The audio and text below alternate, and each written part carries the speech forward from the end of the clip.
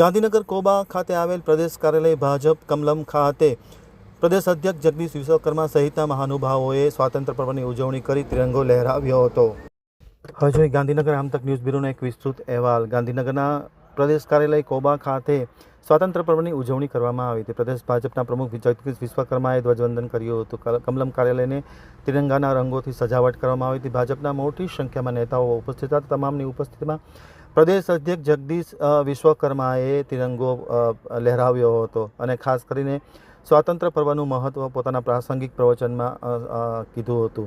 આ પ્રસંગે યોજાયેલા કાર્યક્રમમાં મોટી સંખ્યામાં ભાજપના પદાધિકારી કાર્યકર્તાઓ ઉપસ્થિત હતા. તેમની ઉપસ્થિતિમાં કમલમ કાર્યાલય ખાતે પ્રદેશ અધ્યક્ષ દ્વારા ધ્વજવંદન કરવામાં આવ્યું હતું. હવે જોઈએ પ્રદેશ અધ્યક્ષ જગદીશ વિશ્વકર્માની મીડિયા સાથેની વિશેષ પ્રતિક્રિયાના પ્રસ્તુત અંશો. આપ સૌને 80માં સ્વતંત્ર પર્વની હાર્દિક શુભકામનાઓ. મિત્રો, આજે આઝાદીના પાવન પર્વની સાથે સાથે આપણા પારસી ભાઈઓ બહેનોનું નવું વર્ષ નવરોજ પણ છે. તેની પણ ખૂબ ખૂબ શુભકામના. મહાત્મા ગાંધી,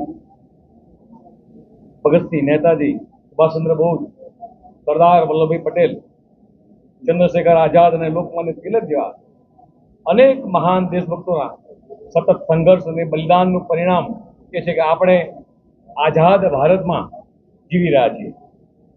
આજે આપણા દેશની સરહદો પર રાત દિવસ, તડકો, છાંયડો, વરસાદ જોયા વગર આપણી રક્ષા કરતા આપણા વીર જવાનોને પણ સલામ કરું છું. તેમના કારણે આજે સમગ્ર ભારત સુરક્ષિત છે. આટલા વર્ષોમાં ભારત દેશે અનેક ચડાવ ઉતાર જોયા છે. ત્યારે ભૂતકાળમાં આપણે વિકાસની કથળેલી પરિસ્થિતિમાંથી પણ એક પસાર થયા.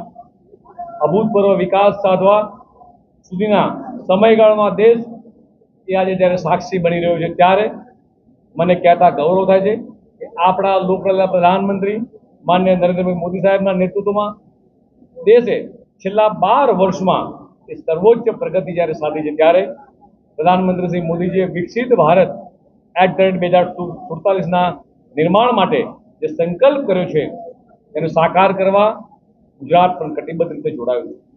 આપણે ભલે આઝાદીના આ આંદોલનમાં એ વખતે જોડાઈ ન શક્યા, પણ આ વિકસિત ભારતના અભિયાનમાં આપણે સૌ જરૂરથી જોડાઈએ.